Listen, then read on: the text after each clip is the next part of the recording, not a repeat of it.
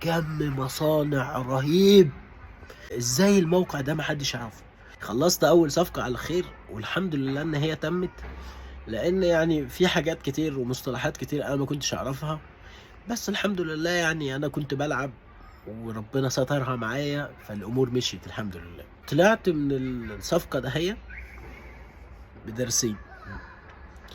الدرس الاول ان النت ده حاجة كبيرة وحاجة ضخمة وبيوصل العالم ببعضه، فعلا في فلوس وفي صفقات وفي حاجات كتير انا ما كنتش اعرفها. انا كل اللي اعرفه شات ونتعرف على فلانة من البلد دي. الحاجة التانية اللي اتعلمتها ان اللي انا عملته ده حاجة ليها قيمة، ان انا ما كنتش بلعب وبتكتك على زرار وخلاص، لا ده انا في موضوع، في الناس محتاجاه، وفي تفاصيل كتير الناس ما تعرفهاش، لو يعرفوها ما كانوش جابوني.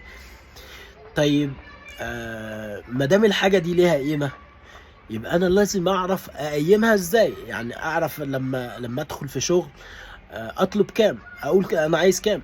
بعد الصفقة دي لمعت عيني على الانترنت.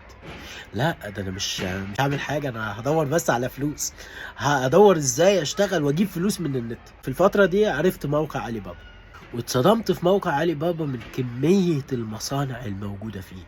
كم مصانع رهيب. ازاي الموقع ده محدش يعرفه؟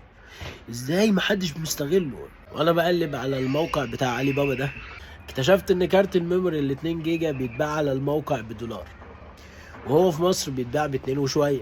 اوبا دي مصلحه حلوه بقى. جمعت انا واتنين صحابي 2000 دولار، وانا استلفت فلوس طبعا، وقلنا بقى نشتري الكروت ده. هي كلمت شركه، ايه الاخبار، ازيك، عايزين الكروت؟ اتفضل، كاني مالي السعر كذا. طب انا احول الفلوس ازاي؟ الفلوس كانت مصري، حولناها في اسيوط دولار، وخدت الفلوس في جيبي وسافرت بيها القاهره. رحت حولت الفلوس، كلم الشركه الفلوس وصلت، قالت لا ده في مشكله في الاسم.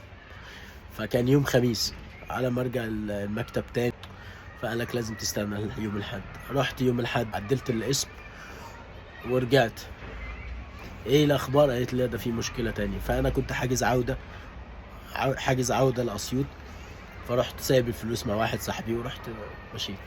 رجعت اسيوط اسبوع تقريبا، 5 6 ايام كده، اتصل بيا البريد المصري، ايه الاخبار كان مالي؟ قال لك احنا الجمارك المصريه وانت لازم في شحنه جايه لك، لازم تحضر بنفسك. يا جماعه طب ازاي الشحنه اتاخرت؟ كان ماني قال لك لازم تيجي بنفسك المكتب بتاع البريد المصري في ميدان رمسيس جنب محطه القطر.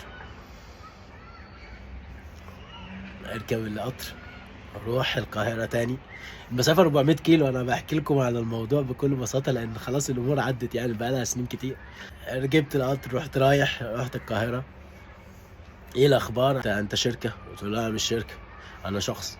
قال لك لا ده انت لازم شركه. يا عم ازاي؟ ده يهديك يرضيك، ده انا ظروفي متنيله واحنا مجمعين من بعضنا وظروفنا والدنيا وبتاع. فقال لك يعني ايه؟ قال لك خلاص ادفع 700 جنيه واستلم البضاعه. طب يا عم ما ينفعش، كان مالي. راحوا الناس حولوا لي 700 جنيه واستلمت البضاعه. 2000 كارت ميموري.